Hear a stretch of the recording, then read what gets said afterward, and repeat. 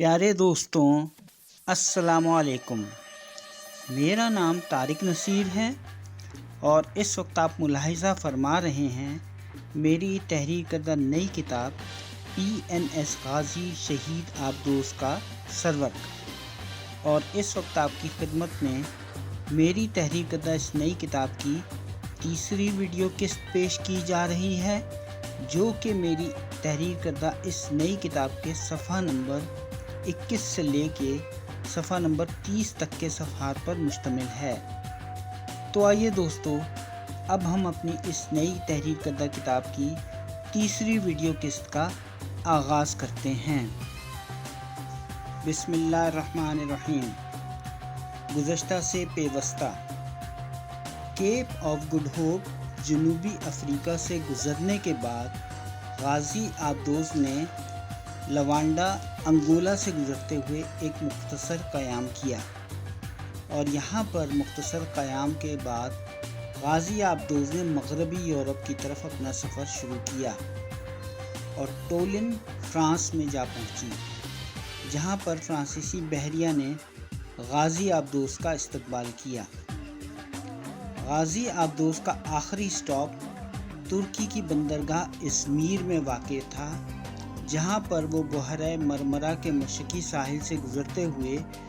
گولکوک کے نیول شپ یارڈ میں جا کے مرمت کے لیے کھڑی کر دی گئی۔ یہ شپ یارڈ ٹینچ کلاس کی آبدوزوں کے لیے ان کے کمپیوٹرز پر مبنی پروگرامز اور ان کے دیگر الیکٹرو میکینیکل آلات کو اپ گریڈ کرنے اور ان کی مرمت کرنے کے لیے دنیا بھر میں ان آبدوزوں کی واحد سہولت تھی۔ غازی آبدوز کو افریقہ اور یورپ کا چکر مکمل کرنے میں تقریباً 2 مہینے لگ گئے۔ اس دوران غازی آبدوز کے ملٹری کمپیوٹرز کی ری فٹنگ اور اس کی مڈل لائف کی اپ گریڈنگ شروع کر دی گئی۔ اس سارے مرمتی پروگرام کی کل لاگت کا تخمینہ تقریباً 1.5 ملین امریکی ڈالر بنا تھا۔ یہ مرمتی پروگرام مارچ 1968 میں شروع کیا گیا تھا اور اپریل سن 1970 میں کہیں جا کر مکمل ہوا۔ خیال کیا جاتا ہے کہ اس دوران غازی آبدوز کے لیے دوسری عالمی جنگ کے دوران استعمال کردہ امریکی ساخت کی MK-14 اور MK-10 بحری بارودی سرنگیں ترکی سے ہی خریدی گئی تھیں۔ سن 1971 کی بنگلہ دیش کی جنگ آزادی کا مشرقی محاذ۔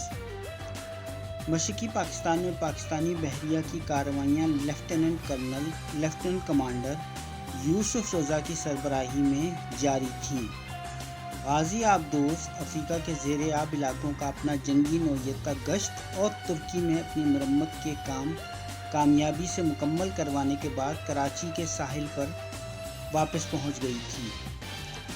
2 اپریل سن 1970 کو غازی آبدوز کے ملٹری کمپیوٹرز کے پروگرام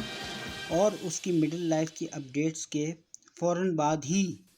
اگست سن 1971 میں ہندوستانی بحریہ نے غازی آبدوز کے خوف سے اپنے سب سے بڑے طیارہ بردار بحری جہاز INS وکرانت کو وشاکھاپٹنم میں مشرقی بحریہ کی کمانڈ میں منتقل کر دیا تھا، جس نے پاکستانی بحریہ کو اپنی غازی آبدوز کے آپریشن کو دوبارہ ایڈجسٹ کرنے پر مجبور کر دیا۔ سن 1971 سے قبل ہی مشرقی پاکستان کے بحری دفاع کو مضبوط بنانے کے لیے صدر پاکستان ایوب خان کی حکومتی انتظامیہ کو کئی تجاویز دی گئی تھیں، لیکن ان میں سے کوئی بھی تجویز قابل عمل نہیں ہو سکی تھی، اور پاکستانی بحریہ اس پوزیشن میں بھی نہیں تھی کہ ہندوستانی بحریہ کی پیش قدمی کے خلاف اپنا کوئی خاطر خواہ دفاع کر سکے۔ نیز یہ بھی کہ پاکستانی بحریہ کے بیشتر بنگالی افسروں اور ملاحوں کے ہندوستان کے حق میں منحرف ہونے کے بعد پاکستان کی مشرقی کمانڈ پر 3 محاذوں سے مشرقی پاکستان کی طرف شورش اور ہندوستانی فوج کی پیش قدمی کا مقابلہ کرنے کے لیے بھی شدید دباؤ تھا۔ پاکستانی صدر یحییٰ خان کی حکومتی انتظامیہ نے مشرقی پاکستان کے بحری دفاع کو تقویت دینے کے لیے پاکستان بحریہ کی کوششوں پر اصرار کیا تھا، جبکہ پاکستان بحریہ کے نیول ہیڈ کوارٹرز نے بھارتی بحریہ سے اپنے دفاع کے اصل منصوبے سے ہٹ کر مغربی پاکستان سے مشرقی پاکستان تک جانے والے بحری راستے پر ایک محفوظ پاکستانی بندرگاہ کی عدم موجودگی کے باوجود غازی آبدوز کو اس روٹ پر تعینات کرنے کے خیال پر اعتراض کر دیا تھا۔ پاکستانی بحریہ کے بہت سے سینئر کمانڈروں نے محسوس کر لیا تھا کہ غازی آبدوز کی ان کے دشمن کے علاقے میں تعیناتی ان کے لیے ایک انتہائی خطرناک فعل ہے، اور غازی آبدوز جسے امریکی بحریہ نے ایک متروک شدہ آبدوز قرار دیا ہوا تھا، اس آبدوز کو دشمن کے سمندری علاقوں میں بھیج کر فتح حاصل کرنا تقریباً ناممکن تھا۔ لیکن غازی آبدوز کی یہ تعیناتی اس وقت کی گئی جب یہ ظاہر ہو گیا تھا کہ اب جنگ کرنا ناگزیر ہو گیا ہے۔ اپنی اس تعیناتی سے قبل ہی غازی آبدوز کو اپنے کئی مشینی آلات کی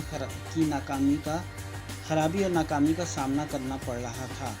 اور مبینہ طور پر اس آبدوز میں عمر رسیدگی کے کئی دیگر مسائل بھی جنم لے رہے تھے۔ چونکہ یہ پاکستان بحریہ کی واحد آبدوز تھی اور اس میں بھارت کے زیر کنٹرول دور دراز کے پانیوں میں آپریشن کرنے کی حد اور صلاحیت بھی موجود تھی، اس لیے غازی آبدوز کو INS وکرانت جہاز کو تباہ کرنے یا اسے نقصان پہنچانے کے لیے آپریشن پر مجبور کر دیا گیا تھا۔ 14 نومبر سن 1971 کو غازی آبدوز خاموشی سے بحیرہ عرب سے خلیج بنگال تک جزیرہ نما ہندوستان کے ارد گرد تقریباً 3000 میل کا فاصلہ طے کرنے کے لیے کمانڈر ظفر محمد خان کی کمانڈ میں کراچی سے روانہ ہوئی۔ اس مشن کی تکمیل کے لیے غازی آبدوز پہلی بار اپنے 10 افسران اور 82 ملاحوں کے ساتھ روانہ ہو رہی تھی۔ اس وقت غازی آبدوز کے ذمے 2 اہم مشن لگائے گئے تھے، اور ان مشنز کے بنیادی مقاصد یہ تھے: نمبر 1، INS وکرانت بحری جہاز کو تلاش کرنا اور اسے ڈبونا۔ نمبر 2، ہندوستان کے مشرقی ساحلی علاقوں کو بارودی سرنگوں سے بھر دینا۔ غازی آبدوز کو درپیش ایک اور مسئلہ مشرقی پاکستان میں چٹاگانگ کی بندرگاہ پر جہازوں کی دیکھ بھال کی سہولیات کی خراب صورتحال بھی تھی۔ غازی آبدوز کی بدقسمتی اور اس کا پراسرار حالات میں ڈوبنا۔ 4 دسمبر سن 1971 کو پاکستانی بحریہ کی غازی آبدوز ہندوستانی بحریہ کے واحد طیارہ بردار جنگی بحری جہاز INS وکرانت کی تلاش میں ہندوستان کے مشرقی ساحلی علاقوں تک جا پہنچی۔ INS وکرانت بحری جہاز کی تلاش کے لیے جب غازی آبدوز وشاکھاپٹنم کی بندرگاہ واقع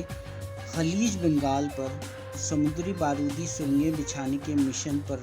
تھی، تو اس وقت وہ سمندر میں ہی اچانک ایک زوردار اور خوفناک دھماکے سے پھٹ کر تباہ ہو گئی۔ غازی آبدوز کے اس دھماکے اور ڈوبنے کے اس واقعے کی اصل وجہ تاحال معلوم نہیں ہو سکی ہے، البتہ ہندوستانی اور پاکستانی ذرائع کی رائے میں اس حادثے سے متعلق ایک دوسرے سے بالکل مختلف ہیں۔ 16 نومبر سن 1971 کو غازی آبدوز پاکستان بحریہ کے نیول ہیڈ کوارٹر کے ساتھ رابطے میں تھی، اور کمانڈر ظفر محمد خان نے غازی آبدوز کی اس وقت کی اس آبدوز کی موجودہ پوزیشن کے کوآرڈینیٹ چارٹ بھی جاری کر دیے تھے، جن سے یہ معلوم ہوا تھا کہ غازی آبدوز ممبئی کی بندرگاہ سے محض 400 کلومیٹر دور کے فاصلے پر تھی۔ 19 نومبر سن 1971 کو غازی آبدوز ممبئی سے سری لنکا کے لیے روانہ ہوئی، اور 20 نومبر سن 1971 کو غازی آبدوز خلیج بنگال میں داخل ہوئی۔ 20 نومبر سن 1971 کے آس پاس اس وقت کے مطابق کمانڈر ظفر محمد خان نے اپنی ٹاپ سیکرٹ فائلیں کھولی اور INS وکرانت بحری جہاز کی تلاش میں 23 نومبر سن 1971 کو شروع کی، اور اس کے ساتھ ہی غازی آبدوز خلیج بنگال سے مدراس کے لیے روانہ ہو گئی،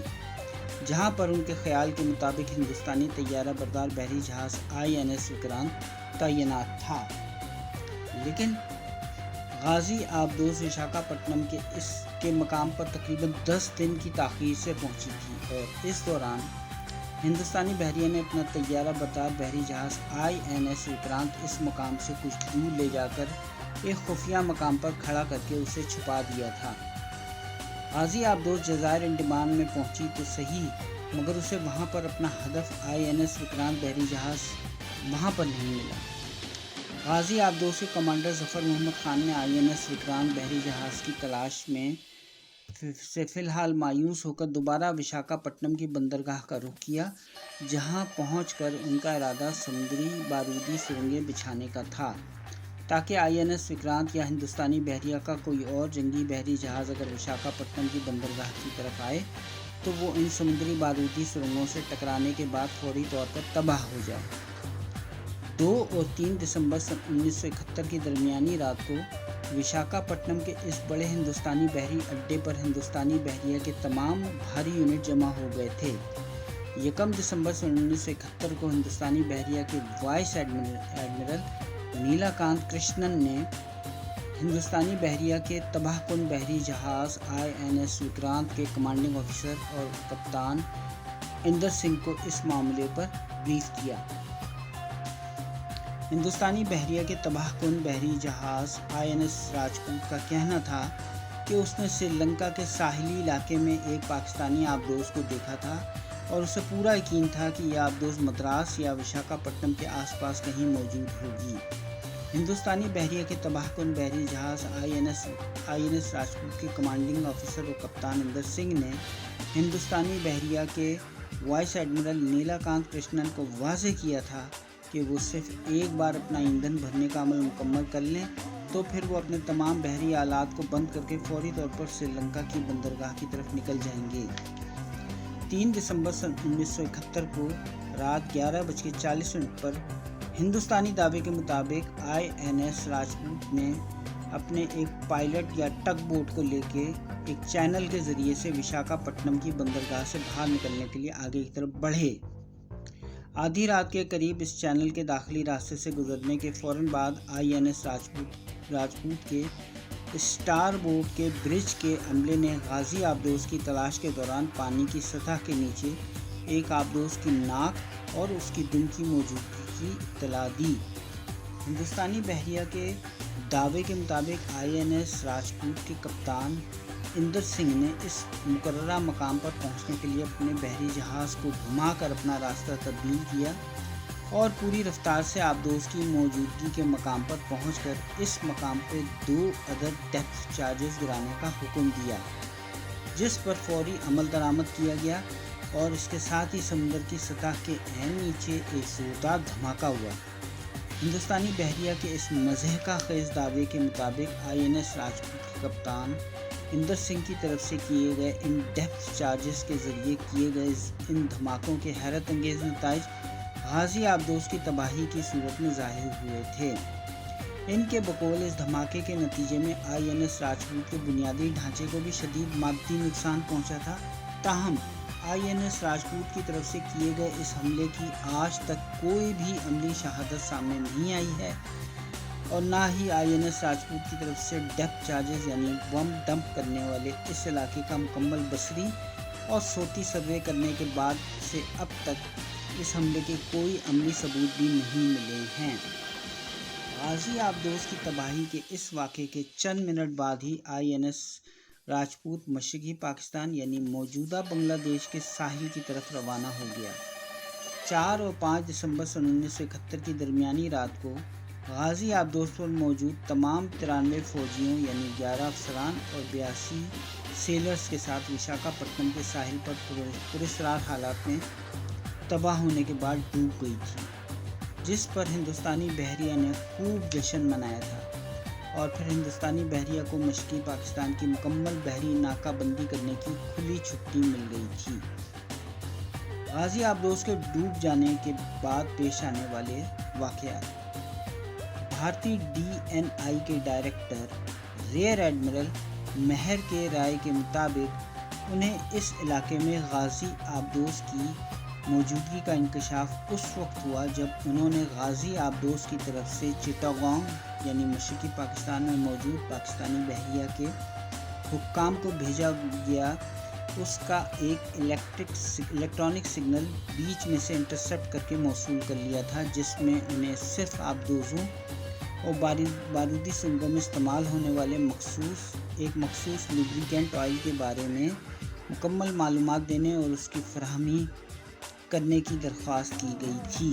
جاری ہے۔